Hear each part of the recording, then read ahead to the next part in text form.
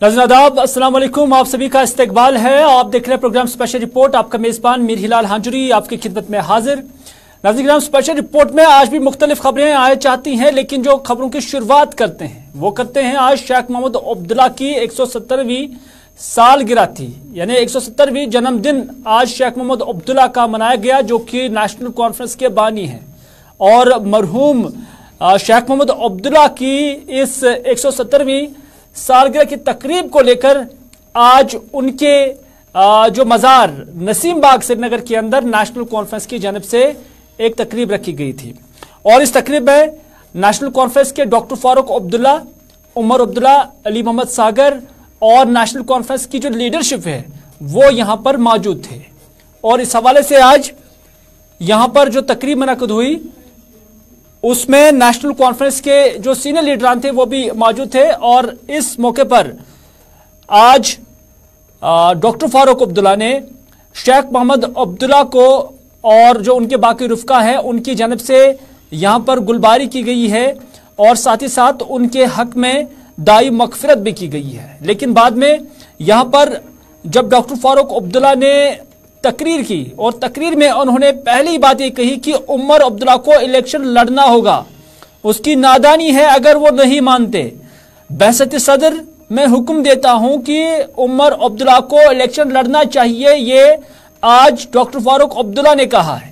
आपको याद ही होगा कि उमर अब्दुल्ला ने इससे पहले ही कहा था कि वो तब तक चुनाव नहीं लड़ेंगे, तब तक इंतखाब नहीं लड़ेंगे जब तक न जम्मू कश्मीर को स्टेट का दर्जा दिया जाता है, यानी यूनियन टेरिटरी में वो इलेक्शन नहीं लड़ेंगे। हालांकि हमारे साथ भी उन्होंने जब मुलाकात की, इंटरव्यू किया, तो उसमें भी उन्होंने कहा कि वो उस रियासत के चीफ मिनिस्टर रहे हैं जिसे स्पेशल स्टेटस था और वो शख्स नहीं है, वो लीडर नहीं है जो उस स्पेशल स्टेटस को छोड़कर फिर यूटी का वजीर आला बने और जो यूटी है उसके अंदर फिर चुनाव लड़े।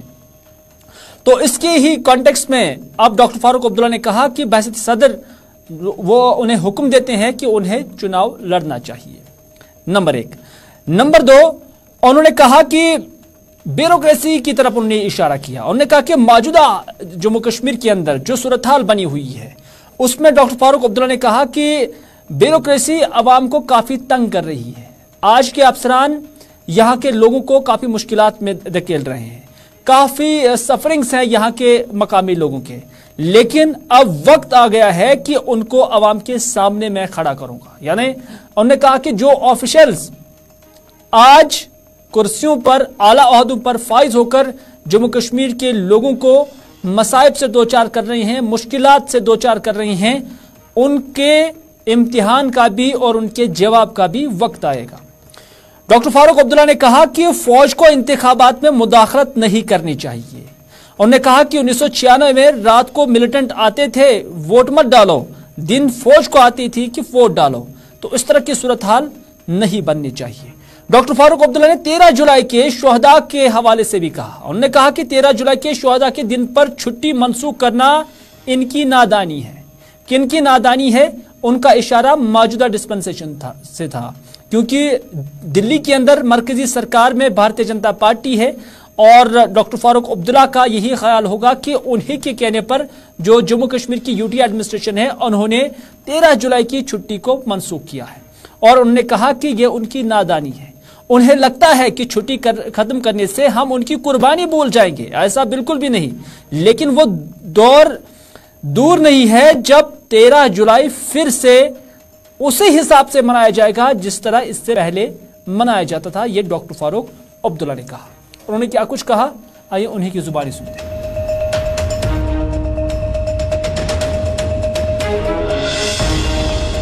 वो सुनाओ, मैं वजीर आला, इसे मैं सरकार को ये याद दिलाना चाहता हूँ। जो इलेक्शन थे, मैं डोडा गया, डोडा में एक गांव में पहुंचा जहां इलेक्शन देना था उनको, वहां मशीन रखी थी। वहां पे मैंने किसी को नहीं देखा क्योंकि वो फौजी कैंप के अंदर उन्होंने वो मशीन रखी थी। और जब मैंने वहां पूछा यहाँ क्या हुआ, कहा कोई आया नहीं। मैंने कहा अच्छा मैं गाँव की तरफ जाता हूँ। गाँव के तरफ पहुंचा तो वहां कोई नहीं था, एक दुकानदार था, उसकी बीवी की दुकान में। मैं बैठ गया, मैंने तुमने चाय का कहा, मीडिया ये सुन लीजिए। मैंने उससे पूछा क्या हुआ, लोग किधर गए? उन्होंने कहा इन लोगों ने हमें फौजी ने कहा खबरदार मुस्लिम के पास आओगे हम तुम्हारी टांगे तोड़ेंगे। आज मैं फौज से कहना चाहता हूं, खबरदार आप इलेक्शन में कोई ऐसा काम न करिएगा।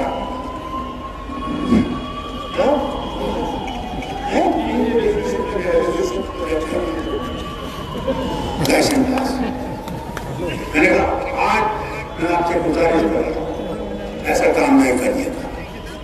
लोग जिसको वोट दें उसको देनी चाहिए, आप उसमें इंटरफेरेंस नहीं करिएगा। हुकूमत से भी कहता हूं खबरदार रहिएगा, नहीं तो वो तूफान आएगा जिस तूफान को आप फिर कंट्रोल नहीं कर सकते। हम जान देने के तैयार होते हैं, हमें याद रखिएगा। कारोबार पहला होता है जो उसके खिलाफ एजुकेशन करेगा। 13 जुलाई आप भूल नहीं सकते। इनने जरूर 13 जुलाई को हमारे लिए बंद कर दिया, मगर 13 जुलाई के उन शख्सों से जिन्होंने कुर्बानी दी इस रियासत के लिए कभी बुलाया नहीं जा सकता। तुम्हें नमशरत इमाम खून बन जुट तब में याद मैं मोल वोन में करके दुगुन येली में बूज जलस नबर कंच भूल चले मुझ तब वोतुस बतौर तब तोस अख जवान तमिस भूल तमिस आखिरी वक्त वन मैं थोक तमिस नरेन पे तब वनम तुम शेख साहब मैं तुम पन जान दितुम मंशूर ताई हवाल तिम वस्तिम जवान इमाम मुश्किल सुबह। नसीमबाग श्रीनगर के अंदर जो कि शेख मोहम्मद अब्दुल्ला का मज़ार है, वहां पर आज कई सारे लीडरान ने तकरीर भी की, लेकिन उमर अब्दुल्ला भी यहां पर थे। सफ़ेद फिरन में मलबूस उमर अब्दुल्ला जब स्टेज पर आए, जब उन्होंने तकरीर की तो अपनी तकरीर की शुरुआत ही उन्होंने भारतीय जनता पार्टी पर तनकीद से किया। उन्होंने कहा कि भाजपा को नेशनल कॉन्फ्रेंस का डर है, इसलिए नेशनल कॉन्फ्रेंस को तोड़ने की कोशिश की जा रही है। उन्होंने कहा कि इसीलिए जम्मू कश्मीर के अंदर, खासतौर पर कश्मीर वादी के अंदर नई पार्टियां वजूद में लाई जा रही हैं ताकि नेशनल कॉन्फ्रेंस का तोड़ किया जाए। उन्होंने कहा कि ये वो जमात नहीं है। कहीं ना कहीं यहां पर उमर अब्दुल्ला का इशारा सईद मोहम्मद अल्ताफ बुखारी की हालिया रैली पर था। उन्होंने उसके कॉन्टेक्स्ट में ही कहा, हालांकि नाम उन्होंने नहीं लिया, लेकिन इतना जरूर कहा कि ये वो जमात नहीं है जिसका कायद तकरीर के लिए खड़ा हो जाए और लोग भाग जाए। उन्होंने कहा कि जिसकी वजह से दरवाजे फिर बंद करने पड़े। और उन्होंने ये भी कहा कि हमने एक भी पैसा आज इस जलसे को मुनक्किद करने के लिए यहां पर खर्च नहीं किया, ना ही गाड़ियां दी है वर्करों को आने के लिए, बल्कि वर्कर्स ने खुद किया है। तो ये इशारा उनका सईद मोहम्मद अल्ताफ बुखारी की जानिब था, हालांकि उन्होंने नाम उनका नहीं लिया।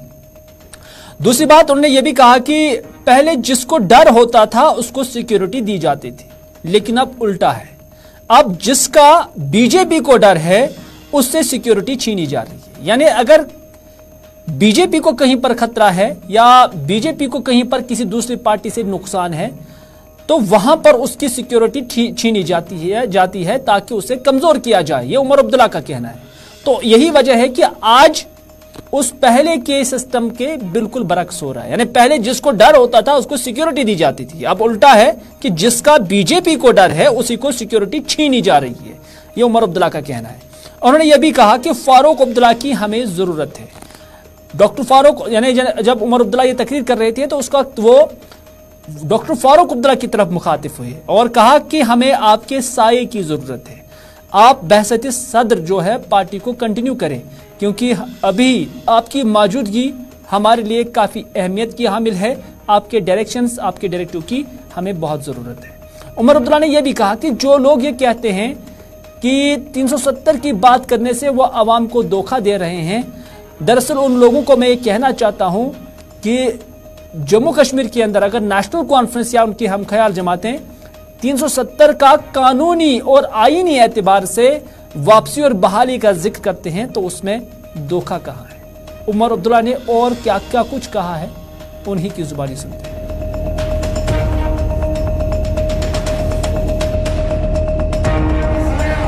हमारे ऊपर बना रहे, हमें और किसी चीज की जरूरत नहीं है। जहाँ अल्लाह ताला हमारे साथ है, जहाँ आप हमारे साथ हो, कोई ताकत हमारा कुछ नहीं कर सकता। क्योंकि दिमाग में कई लोग लगे हुए हैं। अनेक सियासी तंजीम है, सियासी मुकाबले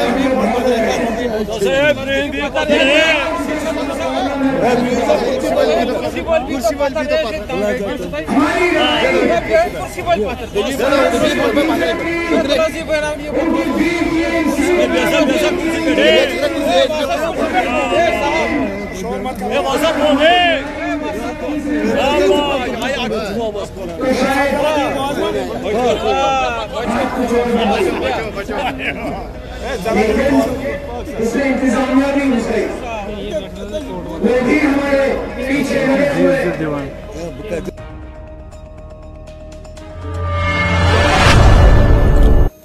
नाज़रीन, आज वादी कश्मीर के अंदर 2 जगहों पर डीडीसी के लिए इंतखाबात हो रहे थे। एक हाजन के अंदर और दूसरा जो है द्रगमुला कुपवाड़ा के अंदर। इन दोनों जगहों पर आज वोटिंग हो रही थी। पहले जो विजुअल्स हम आपको दिखा रहे हैं ये हाजन के हैं। आपको इन दोनों कॉन्स्टिट्यूंसीज के हवाले से बड़ी दिलचस्प कहानी सुनाते हैं, क्योंकि इस हाजन के अंदर अभी जो आखिरी इत्तलात हमें मिली हैं 53.27% पोलिंग हुई है, यानी लगभग 16,000 वोटरान की जो कुल तादाद यहां पर थी उनमें से 8,690 वोट यहां पर 2 बजे तक पोल हुए थे। और इस तरह यहां 5 उम्मीदवार मैदान में हैं और इन 5 में 3 उम्मीदवार आजाद उम्मीदवार थे, यानी जिन्होंने नॉमिनेशन जो दाखिल किए वो बतौर आजाद उम्मीदवार उन्होंने यहां पर दाखिल किए थे। एक भारतीय जनता पार्टी का उम्मीदवार है और इसके अलावा पीपल्स कॉन्फ्रेंस का भी उम्मीदवार है। लेकिन यहां पर दिलचस्प कहानी यह है कि आजाद उम्मीदवार आबिदा बेगम को नेशनल कॉन्फ्रेंस सपोर्ट कर रही है, आजाद उम्मीदवार नाजिया बेगम को अपनी पार्टी सपोर्ट कर रही है और आजाद डेमोक्रेटिक पार्टी जाहिदा बेगम जो कि आजाद उम्मीदवार है उसको वो कर रही है। यानी 3 जो मेन पार्टियां हैं वो आजाद उम्मीदवारों को यहां पर सपोर्ट कर रही हैं। यानी अगर नेशनल कॉन्फ्रेंस का यहां पर उम्मीदवार है तो वहां नेशनल कॉन्फ्रेंस के हल वाले सिंबल पर वोट नहीं करना है, बल्कि किसी और चीज पर वोट करना है। इसी तरह से आजाद उम्मीदवार यहां पर मैदान में हैं और इन्हीं का यहां पर पलटाबारी भी बताया जा रहा है। लेकिन तीनों आजाद उम्मीदवार नेशनल कॉन्फ्रेंस, पीडीपी और डेमोक्रेटिक आजाद पार्टी के साथ उनकी वाबस्तगी अभी बताई जा रही है। लेकिन मुकाबला जो है वो पीपल्स कॉन्फ्रेंस, अपनी पार्टी और नेशनल कॉन्फ्रेंस के दरमियान बताया जा रहा है। बहरहाल वोट तो पड़े हैं, जब तक ना हतमी रिपोर्ट आ जाएंगे, जब तक ना हतमी रिजल्ट आ जाएगा, तब तक कुछ भी एनालाइज करना, कंक्लूजन निकालना ये दुरुस्त नहीं होगा। इस वक्त हमारे साथ हाजन से ही हमारे नुमाइंदे ज़हूर मौजूद है। ज़हूर से हम जाने की कोशिश करेंगे, अगर उनके साथ राब्ता हुआ है तो ज़हूर से जाने की कोशिश करेंगे कि यहाँ क्या पोलिंग इख्तिताम पजीर हो गई है, क्योंकि 2 बजे तक का जो पोलिंग था वो 53.27% था। क्या है अभी तक का अपडेट? जी बिल्कुल हिलाल, अगर हम बात करेंगे जो हाजन ए में जो आज वोटिंग डाल रही है 7 बजे से लेकर सुबह से 2 बजे तक जो होगी इख्तिलाफ पजीर हो रही है। और आपका वहाँ का जो अमला है वो अभी वहीं पे, सिक्योरिटी फोर्सेस भी वही है, और लेकिन वो अभी जो पोलिंग पार्टी है वो क्लोजिंग पे है, अभी उसको सील कर रहे हैं। जो बॉक्सेस हैं, जो बॉल आउट बॉक्सेस हैं, उनको सील कर रहे हैं। और अगर हम बात करेंगे जो इसकी 57 पोलिंग स्टेशन से 12 लोकेशन पे 57 पोलिंग बूथ थे जो हाजन ए जो डीडीसी कॉन्स्टिट्यूएंसी है, तो इस हवाले में जो है 16,000 के करीब वोट थे, जिसमें 8,600 कुछ वोट्स पड़े हैं और इख्तिताम पजीर हुआ है। और अगर हम बात करेंगे जो 5 कैंडिडेट्स मैदान में, हालांकि 2 पार्टी बेस्ड है और 3 इंडिपेंडेंट है, लेकिन उनको आज कई पार्टियों का जो है सपोर्ट है। लेकिन यहाँ पे जो अगर हम बात करेंगे नेशनल कॉन्फ्रेंस भी मैदान में है, क्योंकि नेशनल कॉन्फ्रेंस का इसलिए यहाँ पे हम गढ़ मार रहे हैं क्योंकि उनका एमपी यहाँ रहा है, 3 बार एमएलए रहा है, और आज जो डीडीसी चेयरपर्सन है वो भी एनसी का ही है। तो इस हवाले से एनसी का स्ट्रांग होल्ड था इस इलाके में। लेकिन जो आज जीडीसी इंतखाब है तो इसमें जो 3 पार्टियां हम देखने को मिल रही है, क्योंकि हमने जो कैंपेनिंग का सिलसिला भी हमने देखा, कैंपेनिंग हमने कवर की, उसके साथ आज पोल कई इलाकों में हम गए। लेकिन ज़हूर यहाँ पर एक बार फिर से वही चीज देखने को मिल रही है कि यहाँ नेशनल कॉन्फ्रेंस का अपना कैंडिडेट नहीं है, बल्कि वो आजाद उम्मीदवार को सपोर्ट कर रहे हैं। इसी तरह से अपनी पार्टी भी आजाद उम्मीदवार को सपोर्ट कर रही है, डेमोक्रेटिक आजाद पार्टी भी जो है आजाद उम्मीदवार को ही सपोर्ट कर रही है। जी बिल्कुल हिलाल, ये जो 2020 में जो इलेक्शन किए गए थे तो उसी दिन जो ये फॉर्म भरे थे, आज इनको नॉमिनेशन फॉर्म भरने नहीं दिए कि उस वक्त जो पीएचडी का जो कैंडिडेट था वो पीपल्स कॉन्फ्रेंस का था, क्योंकि उस वक्त पीएचडी पीपल्स कॉन्फ्रेंस से वाबस्ता था। तो आज नॉमिनेशन पार्टी लिहाज पे था, तो बीजेपी का आज उस दिन भी पार्टी पे था, आज भी था। लेकिन बाकी जो इंडिपेंडेंट थे वो मैदान में है, लेकिन उनको आज कोई पार्टी को आज आखिर पर ज़रूर जाना चाहेंगे, क्या पोलिंग खत्म हो गई है क्या, या कि फिर अभी भी वोट डाले जा रहे हैं? बिल्कुल पोलिंग खत्म हो गई है, पोलिंग अमला अभी वही पे। चलिए, बहुत बहुत शुक्रिया ज़हूर पूरी जानकारी देने के लिए। ज़हूर हमें हाजन बांडीपुरा से अपडेट कर रहे थे। अगली खबर में हम बात करते हैं डीडीसी कॉन्स्टिट्यूंसी द्रगमुला कुपवारा की। मैं अपने एडिटर से गुजारिश करना चाहूंगा कि वो बिल्कुल अब आप देख सकते हैं ये द्रगमुला कॉन्स्टिट्यूंसी है, डीडीसी कॉन्स्टिट्यूंसी, और यहां पर भी 10 उम्मीदवार मैदान में हैं। और यहां पर भी दिलचस्प कहानी है, यहां नेशनल कॉन्फ्रेंस की एडवोकेट आमिना मजीद जो है वो मैदान में है, नेशनल कॉन्फ्रेंस उसको सपोर्ट कर रही है। लेकिन जब उसने नॉमिनेशन भरे थे तो उस वक्त आजाद उम्मीदवार थे। पीसी की शबनम रहमान उस वक्त पीडीपी की टिकट पर इलेक्शन उन्होंने लड़ा था, यानी नॉमिनेशन भरे थे पीडीपी की टिकट पर, लेकिन आज पीडीपी की सिंबल पर उसे पीसी सपोर्ट कर रही है, जबकि पीडीपी रिफत जान को सपोर्ट कर रही है। रिफत जान भी उन्होंने भी आजाद उम्मीदवार के तौर पर यहां पर नॉमिनेशंस फाइल किए थे। तो बिल्कुल खुरदरा सिस्टम जो है दोनों कॉन्स्टिट्यूंसी के अंदर हमने देखा है। क्या है मुकम्मल कहानी, हम साहिल शमीम से ही जाने की कोशिश करेंगे, क्योंकि अभी तक का जो डेटा हमें मिला है उसके मुताबिक जो है यहाँ पर 10,724 वोटों में से 24 वोट पोल हुए थे, जिसमें से 5,624 मर्द, 5,100 जो है फीमेल थे और 32.73% वोटिंग यहाँ पर हुई थी। साहिल शमीम, क्या वोटिंग इख्तिताम पजीर हुई है और वोटों की जो गिनती है, वोट शुमारी, वो कब होगी? जी हिलाल, मैं आपको बता दूं कि सरहदी जिले कुपवारा के द्रगमुला कॉन्स्टिट्यूंसी में जो है आज रिपोलिंग हुई है। हालांकि इसमें जो है कुल तादाद की अगर हम बात करेंगे, यानी कि कुल वोटर्स जो है इसमें 32,776 थे। इसमें मेल 16,666 और फीमेल जो है उसमें 16,110 जो है वोटर मौजूद थे। तो अगर हम बात करेंगे आज के इस डीडीसी इंतखाबात के हवाले से, तो यहाँ पर जो है कुल जो है 10,724 वोट जो है पाल हो गए हैं 2 बजे तक, और वोटिंग जो है वो बिल्कुल मुकम्मल हो गई है। अब जो है उनको वहां से जो है उन वोट बक्सों को जो है वो लाया जा रहा है। तो अगर हम बात करेंगे कि कुल मिला के हम यूं कह सकते हैं कि 32.73% जो है यहाँ पर वोट आज के डेट में पड़ गए हैं। तो अगर हम बात करेंगे इस मैदान में जो है 10 कैंडिडेट जो है वो इस रेस में हैं, और इसमें जो है ये दिलचस्प कहानी है कि जो पहले यहाँ पर पीएचडी कैंडिडेट था तो उसको जो है आज पीपल्स कॉन्फ्रेंस की हिमायत मिली है, और जो आज़ाद उम्मीदवार है उसको जो है पीडीपी की हिमायत मिली है, और दूसरा जो ये यहाँ पर ये एक आज़ाद उम्मीदवार था उसको जो है नेशनल कॉन्फ्रेंस की हिमायत मिली है। जी बहुत बहुत शुक्रिया साहिल शमीम पूरी तरह से जानकारी देने के लिए। चूंकि अब इस हवाले से वोट शुमारी का अमल भी होगा और माना जा रहा है कि 8 तारीख को वोट शुमारी इन दोनों हलकों के लिए हो सकती है।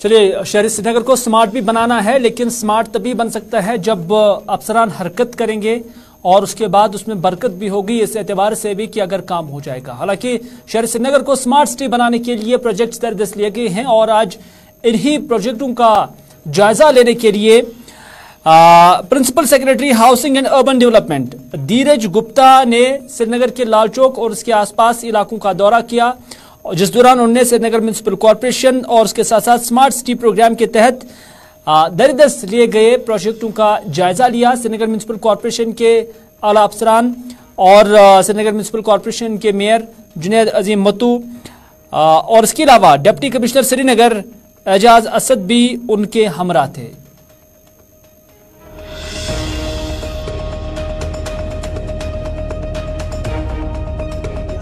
मेयर साहब और सारी टीम के साथ में आए हुए हैं, जहां पर लॉल चौक का जो रीडेवलपमेंट है वो हम देख रहे हैं। इसी के साथ ही हमारा पोलो व्यू, रेजिडेंसी रोड, हमारा एमए रोड, इस सब का रीडेवलपमेंट हो रहा है।